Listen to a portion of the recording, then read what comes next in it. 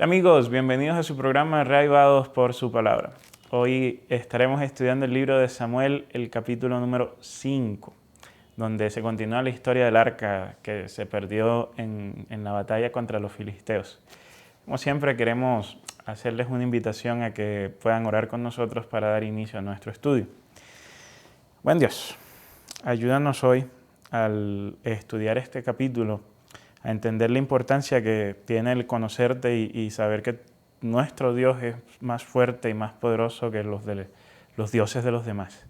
Que nuestro Dios tiene un poder ilimitado, de tal forma que podamos confiar más en ti, porque creo que desconfiamos de ti porque te conocemos poco. En Jesús, amén. Capítulo 5 de Samuel es corto, porque en cierta forma él debiese continuar, el capítulo 5 y 6 del libro de Samuel debiesen ser un solo capítulo. Sin embargo, ustedes entenderán que las personas que tradujeron la Biblia, en el caso del español, en el siglo XVI, fueron ellas las que al fin y al cabo marcaron estas divisiones entre los capítulos, y muchas veces dichas divisiones no reflejan propiamente el flujo del pensamiento de un pasaje.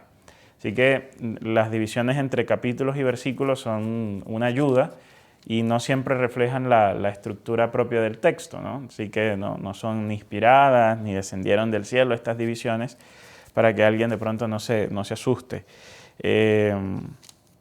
Así que por esta razón el capítulo 5 se queda como corto y luego el capítulo 6 sigue desarrollando la misma idea. En el capítulo 5 pues se continúa el trabajo, la idea del arca que se va o que es capturada por los filisteos, ¿no? Ustedes recordarán que la historia del arca que captura a los filisteos es lo que al final termina desencadenando la muerte de Elí, porque él escucha que el arca fue tomada, entonces se cae de la silla y allí muere. Entonces, en el capítulo 5, versículo 1, nos dice que después de que los filisteos capturaron el arca de Dios, la llevaron desde Benecer a Asdod, ¿no? Asdod era una de las ciudades principales de los filisteos. Dice que tomaron el arca y la metieron en el templo de su dios Dagón y la pusieron junto a ese ídolo. Al siguiente día, cuando los habitantes de Asdod se levantaron, vieron que Dagón estaba arrodillado ante el arca del Señor. Así que tomaron a Dagón y lo devolvieron a su lugar.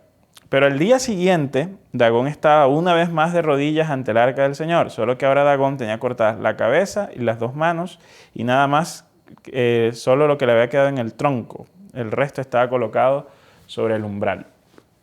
Entonces aquí hay unos detalles de orden históricos que debemos rescatar para poder tener un mejor entendimiento del pasaje. En el mundo antiguo, los dioses estaban asociados con naciones, ¿sí? Entonces, los de Egipto, ellos tenían una serie de dioses que eran los dioses de Egipto. Canaán tenía una serie de dioses que eran los dioses de los pueblos cananeos. Babilonia tenía una serie de dioses, y entonces ustedes van a notar que aunque eran varios dioses, porque estas naciones eran por naturaleza politeístas, aunque eran varios dioses, estos dioses no tenían la pretensión de ser los dioses de todo el mundo. Ellos eran los dioses de una nación en particular. Entonces, el Dios de la Biblia, Yahvé Yahvé, ¿cierto?, que tiene muchos nombres dentro de las Escrituras, por esa razón se le acerca a Israel diciéndole: yo voy a ser el Dios de la nación de Israel. Él no estaba diciendo que él no era el Dios de todo el mundo, sino que para que Israel entendiera la dinámica de cómo funcionaba esto, de que un Dios llegaba y te decía: yo quiero ser tu Dios, porque, como decíamos, cada nación tenía un Dios. Entonces Dios se le acerca a la nación de Israel y le dice: bueno, yo voy a ser su Dios. Entonces, ante la mentalidad israelita era: el Dios Yahvé es mi Dios, es el Dios de mi nación. Y en este caso los filisteos tenían de igual forma varios dioses, pero el Dios principal de los filisteos era el Dios Dagón. Por esa razón tenía un templo, por esa razón estaban los sacerdotes de Dagón y las personas, los príncipes de los filisteos, tenían que rendir adoración constante a Dagón.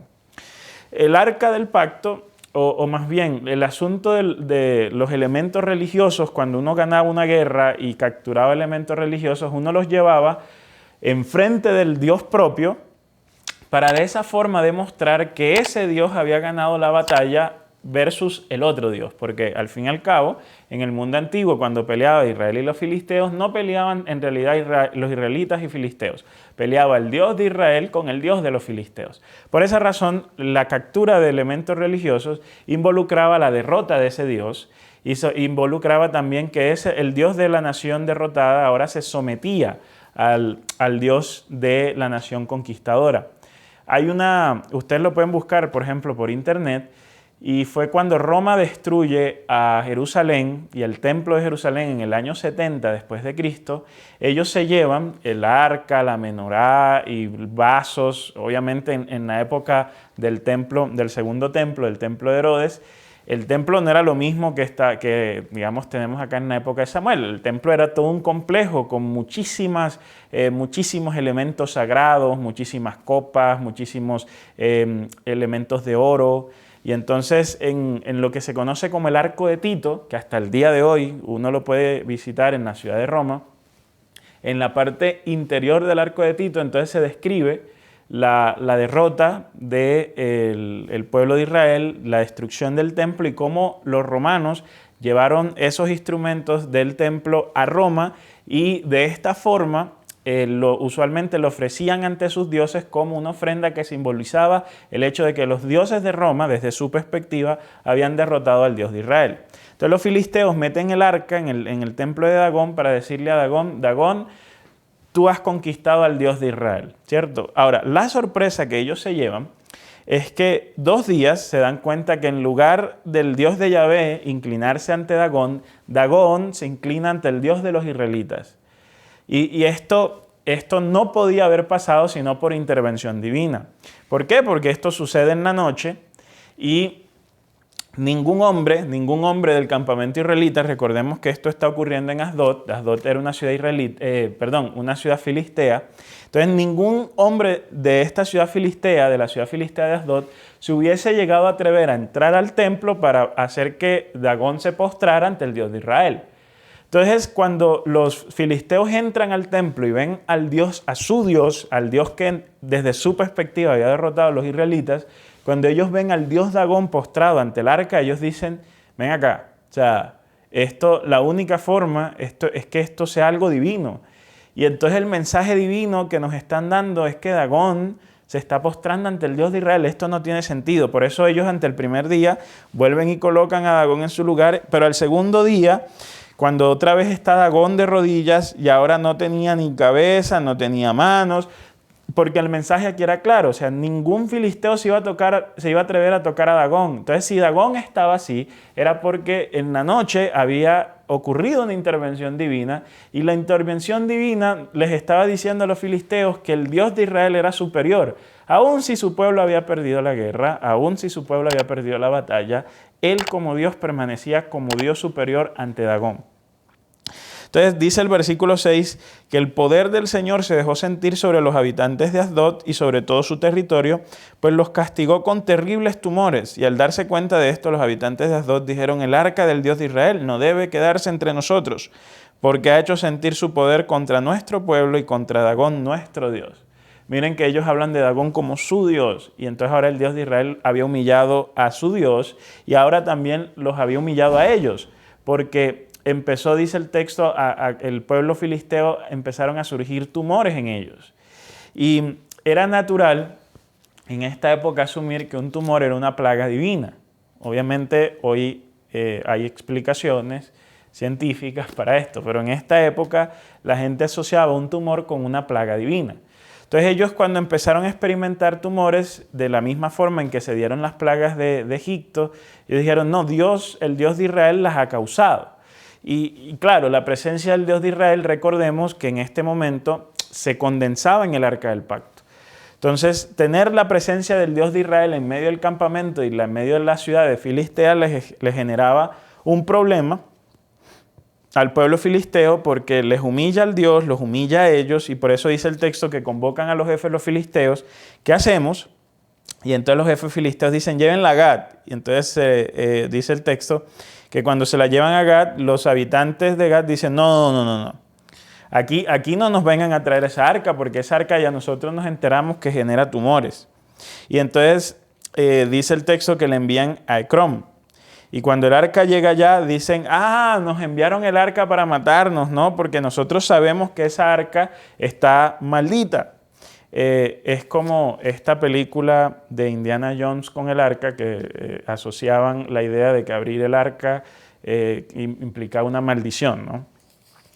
Y entonces la presencia del arca también está rodeada de maldición y demás. Entonces dice el texto, convocaron a los jefes de los filisteos para decirles, devuelvan el arca del Dios de Israel al lugar que le corresponde para que no nos mate a todos, ¿no? Dice el texto, porque toda la ciudad vivía con el temor a la muerte. Y también entonces habla de los tumores. Aquí nosotros tenemos en el texto una enseñanza en cierta forma clara. ¿Cómo así que una enseñanza clara?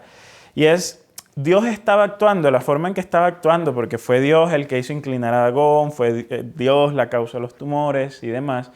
Y podríamos preguntar, ¿pero por qué Dios le causó tumores a los filisteos? Pues en este caso, debemos entender muy bien el contexto donde se narra la historia. El hecho de que Dios le envíe los tumores a los filisteos es para que ellos logren entender que Él, por un lado, es real. O sea, para el filisteo, el Dios israelita simplemente podía haber sido una invención, una idea que tenían por allá ese pueblo que se llamaban los israelitas y ya estaba. Pero entonces ahora, cuando aparecen los tumores, cuando hace que Dagón se postre, Dios les muestra a ellos que Él es real. Y no solo que es real, sino que tiene más poder que el Dios de los filisteos. Y por lo tanto, los dioses, cuando, entre comillas, eran capturados, lo que hacen es demostrar su poder castigando al pueblo que los capturó, ¿no? Y en este caso, como Dios había sido capturado por los filisteos, pues Él los castigaba y los castigaba entonces con algo que se asociaba en el mundo antiguo con una maldición divina, que era el caso de los tumores. Entonces Dios les estaba mostrando que Él era superior, ¿no? Que Él era mucho mejor que las otras fuentes de religión o de poder que existían en la época. Y es allí donde yo creo yace la enseñanza para nosotros hoy. Si bien, lo hemos dicho en algunas ocasiones, si bien para nosotros no tenemos hoy propiamente una estatua de un Dios que no sea el Dios del cristianismo, porque la gran mayoría de nosotros vivimos en ambientes cristianos, entonces no tenemos que encontrarnos con una estatua de Buda, ¿no? O con una estatua de Shiva. En el caso de los musulmanes, pues ellos tampoco utilizan estatuas, pero como no tenemos que encontrarnos con la realidad de otra religión, de otro Dios, para nosotros se nos hace fácil asumir que sencillamente tenemos un Dios y que nada puede convertirse y tomar el lugar de ese Dios.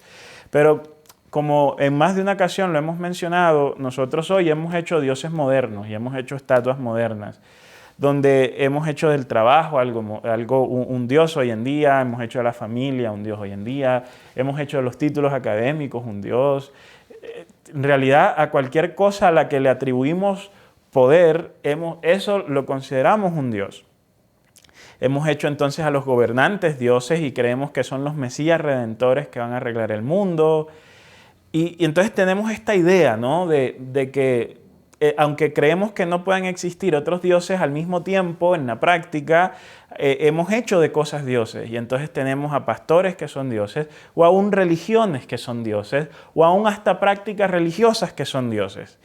Y digo que prácticas religiosas y religión, por ejemplo, decir, ¿cómo puedo hacer que una práctica religiosa se convierta en un dios? Cuando yo le doy más importancia, por ejemplo, a elementos como la vestimenta, o cuando yo le doy más importancia a asuntos como la alimentación que a Dios mismo, yo estoy haciendo la alimentación o de la vestimenta un Dios para mí mismo, porque lo estoy adorando a Él en lugar que a Dios. Pero hoy no quiero resaltar la línea de que hacemos dioses por esa vía, sino que la percepción de los filisteos era que sus dioses eran más poderosos que Yahvé. Y lo que hace Yahvé es demostrar que Él es más poderoso que los dioses de los filisteos. Y entonces, aquí cuando digo que hemos hecho dioses, quizás pensemos por un momento en qué colocamos nosotros nuestra confianza y la estabilidad, ¿sí?, de nuestras vidas. porque ponemos la estabilidad de nuestras vidas o la asociamos con un trabajo determinado, o con una carrera determinada, o con un camino determinado. Y creemos entonces que mientras tengamos ese trabajo, o estudiemos dicha carrera, o sigamos dicho camino, nuestra seguridad va a estar determinada. Pero el texto nos muestra que los dioses que nosotros inventamos y los dioses del mundo son frágiles, y que nuestro Dios, el Dios Yahvé, tiene mucho más poder que ellos. Entonces Dios tiene mucho más poder que mi trabajo, Dios tiene mucho más poder que mi carrera, Dios tiene mucho más poder que X o Y situación a la que yo le atribuyo estabilidad. Dios, mi Dios, tiene mucho más poder que todo aquello a lo que yo me pueda aferrar creyendo que me da sensación de seguridad. Entonces el texto nos muestra que Yahvé al fin y al cabo es el que tiene más poder sobre todo. Y es la invitación que nos hace el texto a nosotros hoy. Que dejemos de confiar en Dagón, que dejemos de confiar en lo transitorio, que dejemos de confiar en aquello en lo que hemos puesto nuestras esperanzas y nuestra seguridad. Y que entendamos que el Dios de la Biblia tiene más poder que cualquiera de nuestros dioses. Y que ese Dios de la Biblia nos puede entonces dar esa estabilidad que tanto buscamos. Que nos puede dar esa paz que es tan elusiva. Que nos puede dar esa felicidad que es tan estudiada pero tampoco alcanzada. Porque nuestro Dios tiene más poder que todo el resto de los dioses combinados. Que Dios pueda ser tu Dios en este día y puedas encontrar en Él el poder irresistible e inigualable del Dios de la Biblia.